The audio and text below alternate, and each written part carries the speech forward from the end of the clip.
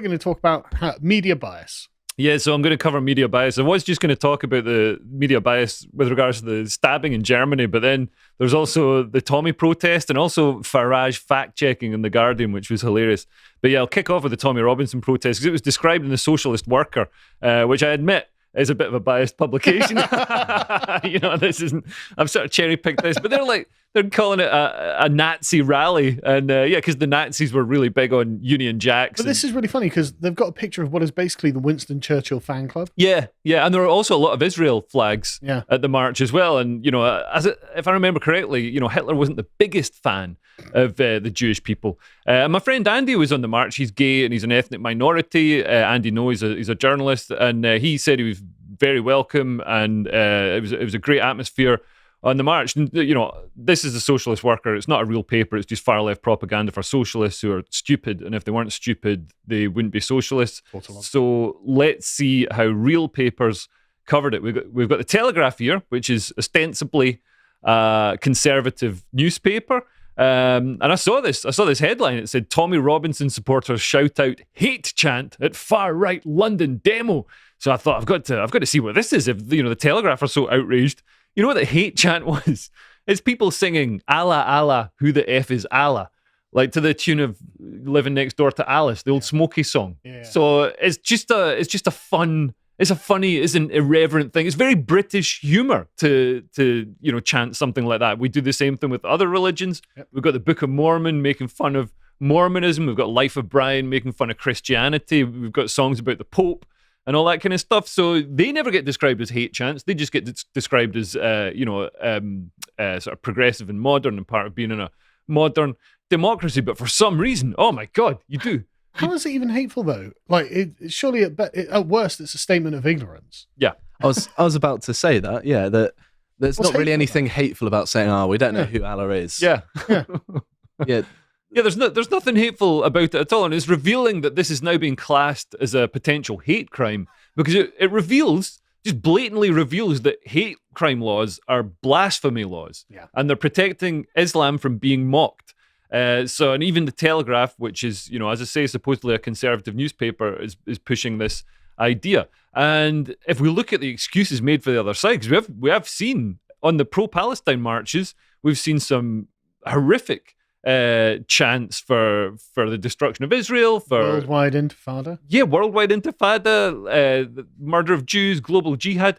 The Met Police, if we move on to the next tab, we can see this is how the Met Police responded to concerns that the Hizbut Tahrir, which is like an Islamist group, they were chanting for jihad. But I love this first line. This is so good. Yeah. The word jihad has a number of meanings. So, we're going to equivocate on that, are we? Yeah. Of all the things, it's that we're equivocating on. I like the irony of this situation that Tommy protest was to protest two-tier policing. Yeah. And here we go. Yeah, and here we are. Yeah, no, your criticism of Islam, hate preaching.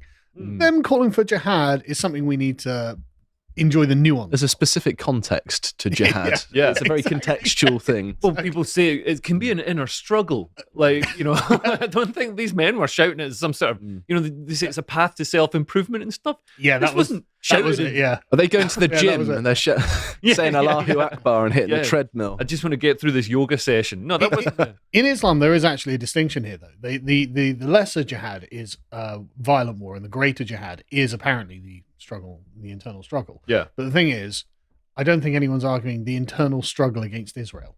Yeah. Sorry, contextually, it's just obviously not the case. Yeah, no, absolutely. And also calling for jihad or holy war is genuinely sectarian and racist because you're calling for the death or conversion of infidels. So yeah, I mean, it's ridiculous to say it's okay depending on context. This is, obvious two-tier policing, as you say.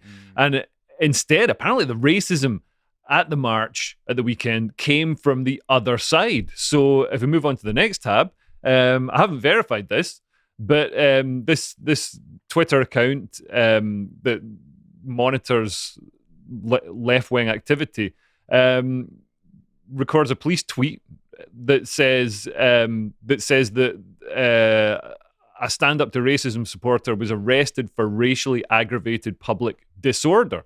So, I mean, that's interesting that they've actually had to arrest somebody from the other side for racially aggravated disorder. I don't know if they're chanting anti-Semitic stuff or what. And the people chanting Nazi scum off the streets, so the counter-protesters, the supposed good guys who are against Tommy Robinson and against nationalism and all that sort of stuff, they were chanting Nazi scum off the streets. And that's an actual hate chant because you're dehumanizing people who obviously aren't actual Nazis. I don't know much about Tommy Robinson. All I really know is like everybody on Facebook was really angry at him because he stood outside a court and there was where a trial for a grooming gang was going on inside, and everybody's like, "Oh my God, this man! He's standing outside a court, and he could disrupt the trial." Nobody seemed to be upset about what actually happened, the cause of the trial and stuff.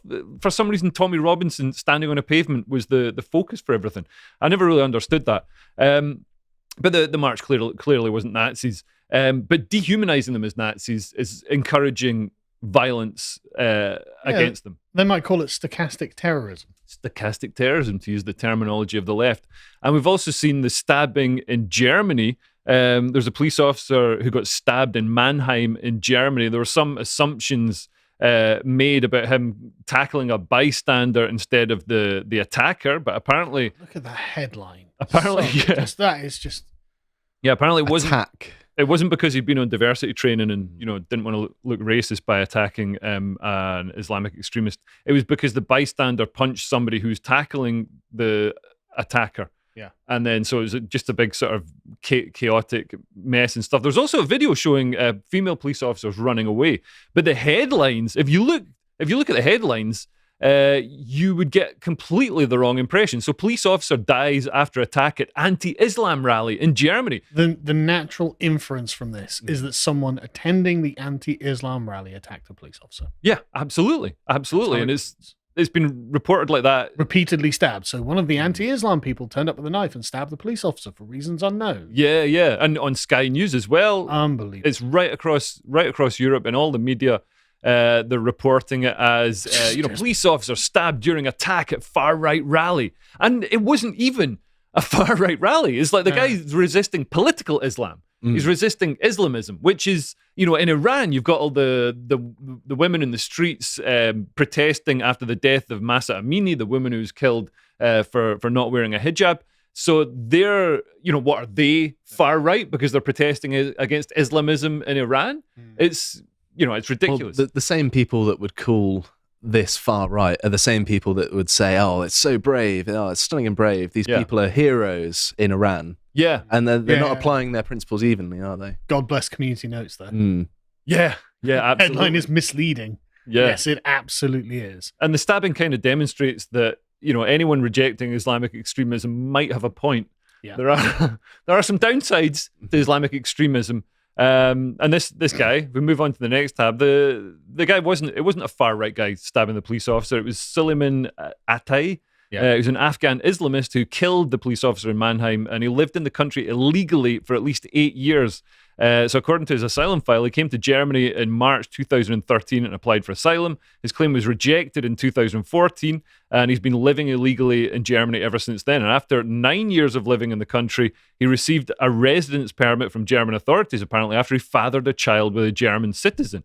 And he grew a full beard and developed an identity around radical Islam. And on a YouTube channel, he had a YouTube channel. He featured the Taliban flag in his profile photo and uploaded videos of the terror preacher Ahmad Zahar Islamiyar. If you're like this, why did you leave Afghanistan? Yeah, it's to bring the Afghan societal structure to the rest of the world. But I mean, surely he'd be thrilled that the Taliban have taken over Afghanistan, because that's exactly the kind of order they're going to implement in that country. Yeah. Why would you be like, "Oh no, this is brilliant, I'm going to live there"? Yeah. What? And apparently Afghanistan used to be Buddhist. Oh yeah. Centuries ago, yeah. Yeah, and then it was colonized and taken over and Same with pushed out. Lebanon being Christian. Yeah. Africa being Christian. Iran being Zoroastrian. Yeah, exactly. I mean, Pakistan was Buddhist. Yeah, it's nuts. Giant statues of Buddha in Pakistan. It's nuts. But if Imagine anybody, a world like that. It's Israel that's the colonizer, of course. We've got to remember that.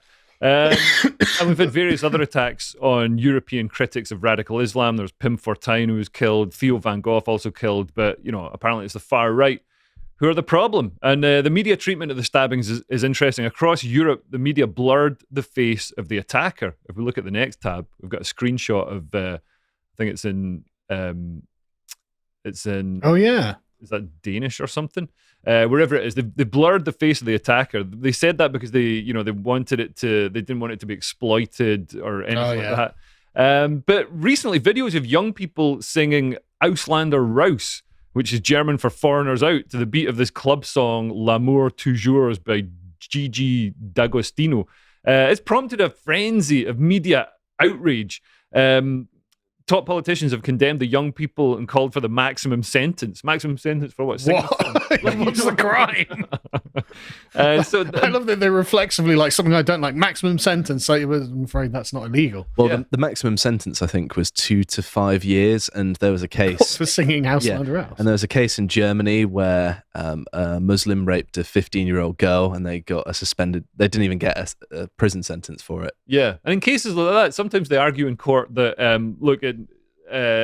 it's cultural differences. Yeah. Like, I didn't Well, that's know. what happened. There was someone saying, "Oh, it's the refugees' way of expressing discontent," or something along those lines. It's unbelievable. I can't remember exactly what it was. And anyone who doesn't like that is far right. That's where we're at. That's absolutely mental. Yeah. And so the young people's faces who were singing this song, Auslander Raus, they weren't blurred. Despite, not really committing a crime, like stabbing someone to death. They were identified, fired from their jobs, and subject to grueling character assassinations on social media. What I love about this, though, this isn't them just expressing themselves. That's the thing. When he's raping a kid or whatever, that's him just expressing themselves. It's just the culture. Yeah. But this they should know better. Oh, this is organized Nazi. Goose stepping down the street. Singing a song at a party. I've seen the video of it. Yeah. They're just having fun. And to criminalize someone like that, you've got to think, are we really good people here? Well, yeah. And I really can't understand why, the right is on the rise across Europe when, the authorities are treating people like that. If it helps, there are a few times in history when the German authorities are the good people. So this is not one of those times. Yeah, and we're seeing young people, in particular, support right-wing parties across Europe. I think the Marine Le Pen's party in France, its biggest chunk of support comes from young people, which is the opposite of what you traditionally expect. It's the same with AfD in Germany as well. Yeah, it's interesting. So moving on to my final media bias thing. This is a fact check in The Guardian. So this is one of the funniest fact checks I've seen. It's been shared by the usual dodgily funded far left groups who say it proves Farage's claims are 100% false. But if you read the article, it actually pretty much admits that Farage's claims are correct, even though it says they're all false. It's a chap called Peter Walker. Right. He's famous for being a goony beard man on Twitter who posts these things where he has to say, effectively you're true, but I also think you're a Nazi.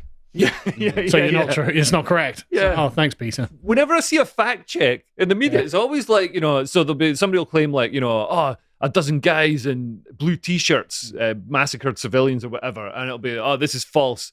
The t-shirts were actually aquamarine, and they had a button collar, which makes them polo shirts. So this is completely false. I mean, you know how I know that Farage's claims are obviously correct here? It's because they don't say they're not.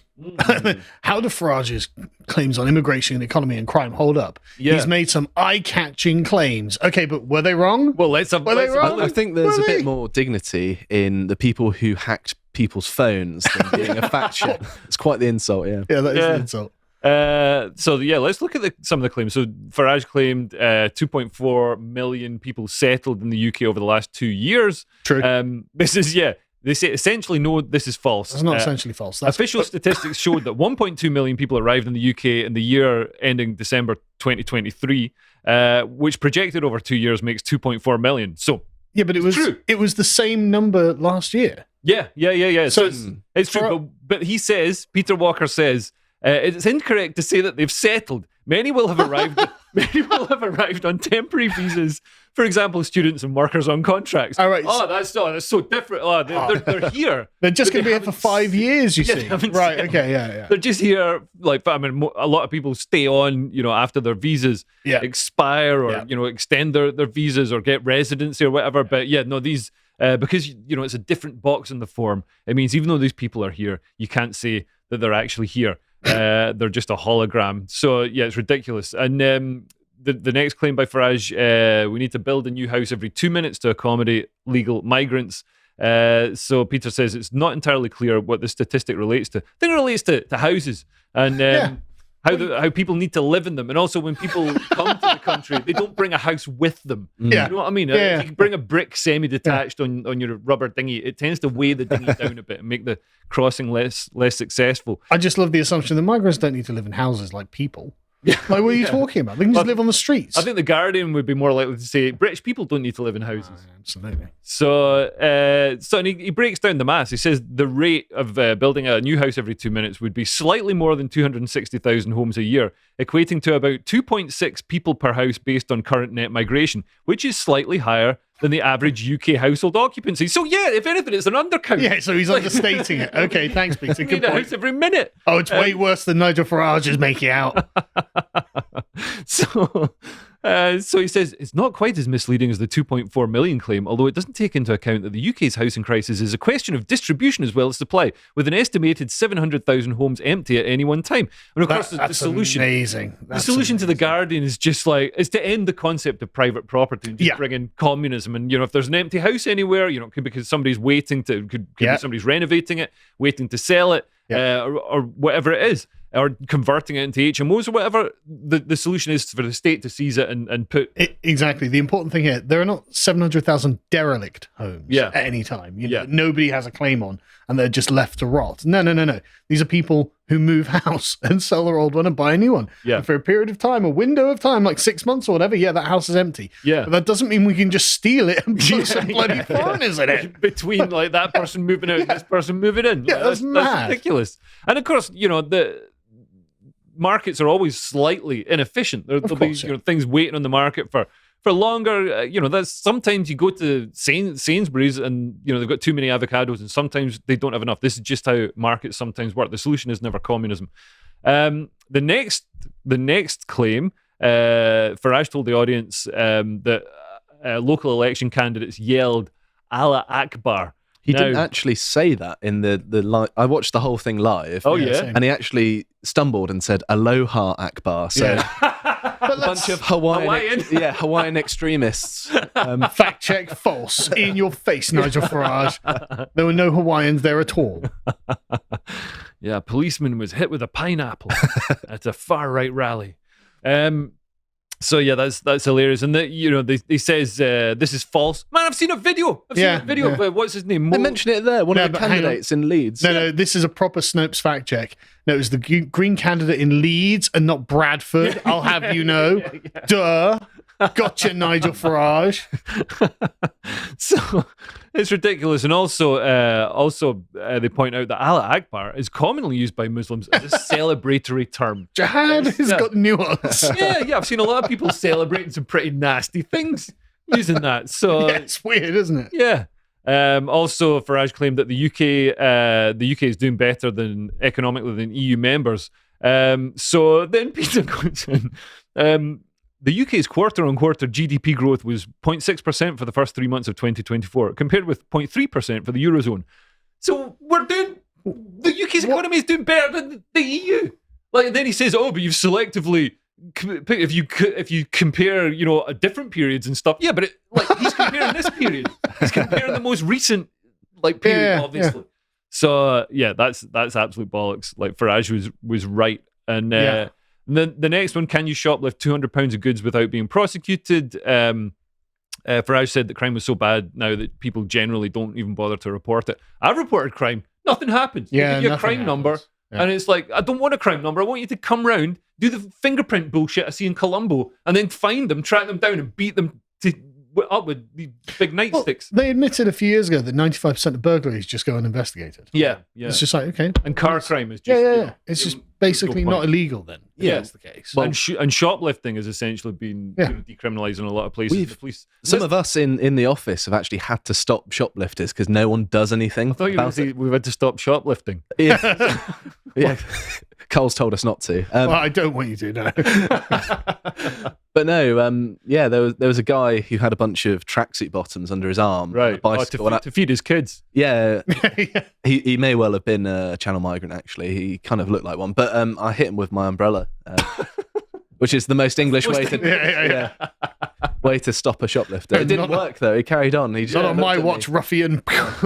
And I think Waitrose now have, in some stores, they've got their own private police force who have 100% conviction rate because they go after them. So the police don't want. I used to be a criminal intelligence analyst, and to be honest, we did kind of tell shops like don't come, because now everything's like available.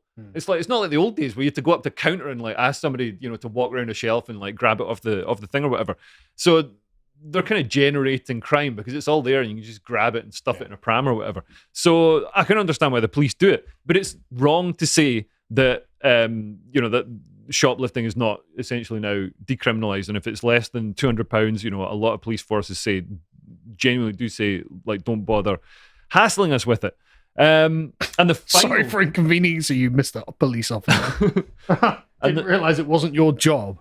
And the final one is Farage said that Keir Starmer fought very, very hard for those that arrive on the back of lorries to get benefits once they get here. Says this is misleading. I bet it's not misleading at all. So it's an apparent reference to a 2003 legal case in which Starmer, then a leading barrister, represented 5 asylum seekers denied financial support and won the case. Right, so he did do that. Yeah, and however, this was not a generalised case for all asylum seekers, and nor was it about benefits in the usual sense of the word. It was about a group of people denied the very basic support, including accommodation, still given to asylum seekers. They don't get very basic support. They get pretty nice support. You know what I mean? And if anybody tries to put them in basic accommodation, all the leftists cry about it and have protests and stuff. It's ridiculous. Well, they got put in an RAF barracks, which is good enough for our armed forces, and they burn it down. Yeah. And everybody complains like, why are we putting them? This is only good enough for British people. So Starmer did do exactly what Farage accused him of. Starmer did it, and also, the Guardians say, well, this isn't a generalised case for all asylum seekers, but legal cases set precedent. And did he say that it was a generalised case? No, he didn't say it was a generalised case. He said, asylum seekers, like literally, Farage is correct in what he said, but also in the sort of generalised sense, he's correct as well, because Starmer, although it's a case that set precedent, so whatever happened to Starmer's asylum seekers then sets the rules for dealing with future asylum seekers, because the government knows that if they don't, they'll be taken to court, and look what happened here, and that'll be, the same thing will happen. He also had a choice to represent them or not. I mean, it's similar to Sadiq Khan, isn't it? Yeah. Where he went out of his way to represent some pretty horrendous people. Yeah. And obviously everybody's, entitled to representation in court, but it is interesting when people, just specifically, deal with the Guantanamo Bay terrorists, and those people, all the people who deal with like represent terrorists or asylum seekers or whatever, all seem to end up in the Labour Party, and they're going to be making the rules for the next 5 years. They also end up very rich, mysteriously. I don't know how that happens. Weird, isn't it? Money. I hope you appreciated that segment from the podcast of the Lotus Eaters, and if you want to see more of what we're doing, what you want to do is pre-order this lovely magazine, Islander. It's on our merch store, which you can find on our website. Make sure to get it because it's a limited run thing, and if you want to see what else we're up to, you can follow us on Twitter where we share everything else. Thank you very much for watching, and goodbye.